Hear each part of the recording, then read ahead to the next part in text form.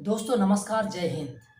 ये नेता लोग कभी आपको धर्म के नाम पे लड़ाएंगे, कभी आपको जाति के नाम पे लड़ाएंगे, तो कभी क्षेत्र के नाम पे लड़ाएंगे, तो कभी भाषा के नाम पे लड़ाएंगे। और आजकल जो इनका ट्रेंडिंग मुद्दा है वो है भाषा प्रेम। जी हाँ दोस्तों, भाषा के नाम पर एक दूसरे को बांटने की लगातार कोशिश इनकी जारी है। खैर, नेताजी को भाषण किसी भी भाषा में देना हो, लेकिन बोलना तो उन्हें झूठ ही है। अब आम जनता को डिसाइड करना है कि उन्हें नेताजी का झूठ किस भाषा में सुनना पसंद है। लेकिन एक सच बात बताऊं, इस भाषा युद्ध में सबसे बड़ा फायदा गूगल ट्रांसलेट को ही मिल रहा है। दोस्तों, जब तक हम इस भाषा को अपनी पहचान से जोड़ते रहेंगे और इस पहचान को राजनीति से, तो कोई भी भाषा नहीं बचेगी। और केवल कुछ बचेगा तो वो बचेगा नेताओं का वोट बैंक। भारत को अगर भाषाओं का देश कहा जाए तो कोई भी अतिशयोक्ति नहीं होगी, क्योंकि यहाँ के लोग प्यार भी कविताओं में करते हैं और नफरत भी शेर व शायरी में निभाते हैं। दोस्तों, हमारे देश में संविधान स्वीकृत 22 भाषाएं हैं और 121 प्रमुख भाषाएं हैं। और जहाँ तक बोलियों की बात करें तो दोस्तों 19,500 की लगभग बोलियां हैं, जो कि देश के अलग अलग भागों में बोली जाती है। हर 3 से 4 किलोमीटर में बोलियां बदल जाती है। जब इन नेताओं से कुछ नहीं बना तो इन नेताओं ने बस इन भाषाओं को ही अपना राजनीतिक अस्त्र बना लिया है। दोस्तों, ये जो नेता लोग जो कि भाषा के नाम पर राजनीति करते हैं, इन्हीं के बच्चे इंग्लिश मीडियम स्कूल में पढ़ते हैं।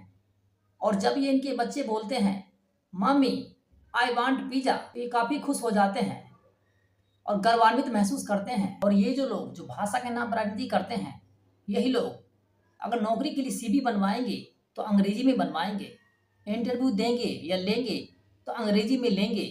कोई बोलेंगे कि हमारी भाषा दुनिया की सबसे पुरानी भाषा है, तो कोई बोलेंगे कि हमारे क्षेत्र में, हमारे प्रदेश में अगर रहना है आपको, तो आपको यही भाषा बोलना है। कोई बोलेंगे तमिल बोलो, कोई बोलेंगे तेलुगु बोलो, कोई बोलेंगे कन्नड़ बोलो, कोई बोलेंगे भोजपुरी बोलो, कोई बोलेंगे बंगाली बोलो, कोई बोलेंगे गुजराती बोलो, कोई बोलेंगे राजस्थानी बोलो, कोई बोलेंगे मराठी बोलो।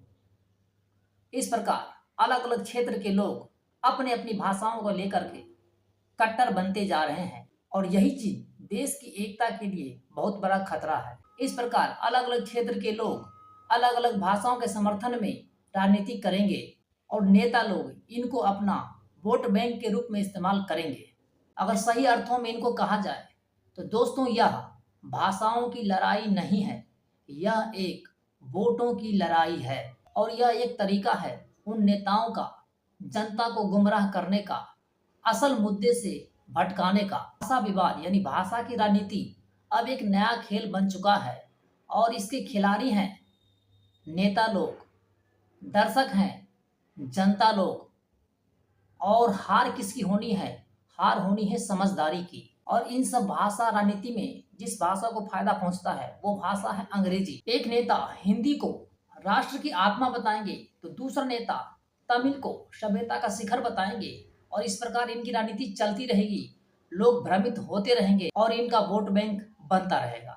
भाषा एक दूसरे से संवाद करने का एक साधन होता है, जिससे कि लोग एक दूसरे से जुड़ते हैं, एक दूसरे के बारे में जानते हैं। लेकिन दोस्तों, समस्या यहाँ पे नहीं आती है।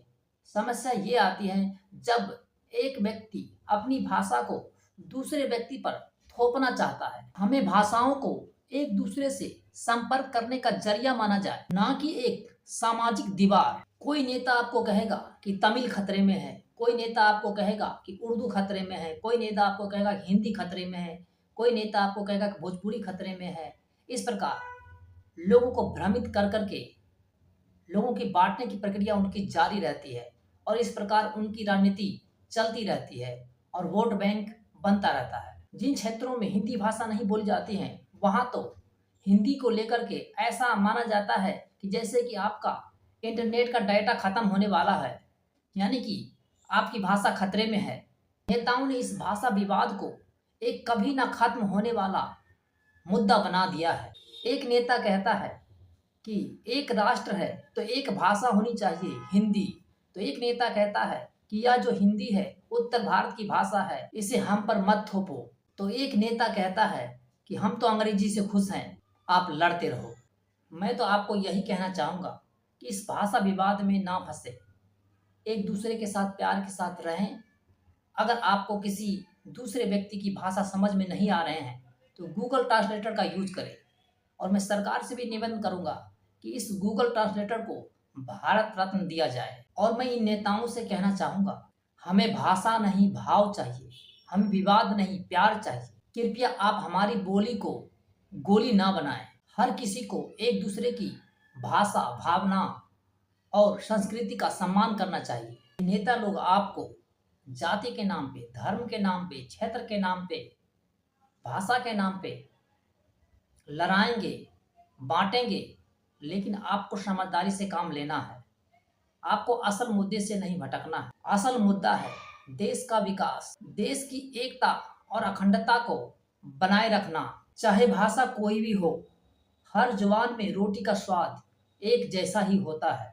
तो दोस्तों, आप लोगों का यह वीडियो कैसा लगा, कमेंट बॉक्स में कमेंट करके जरूर बताइएगा। और इस भाषा विवाद यानी भाषा रणनीति के बारे में आपका क्या कहना है, आपके क्या विचार हैं, वो भी कमेंट बॉक्स में जरूर रखिएगा। दोस्तों, यह वीडियो कैसा लगा आप जरूर बताइएगा। वीडियो अच्छा लगा तो लाइक कीजिएगा, शेयर कीजिएगा। चैनल को अभी तक भी सब्सक्राइब नहीं किया, सब्सक्राइब कर लीजिएगा। दोस्तों, मिलता हूँ अगली वीडियो में, तब तक के लिए धन्यवाद। जय हिंद।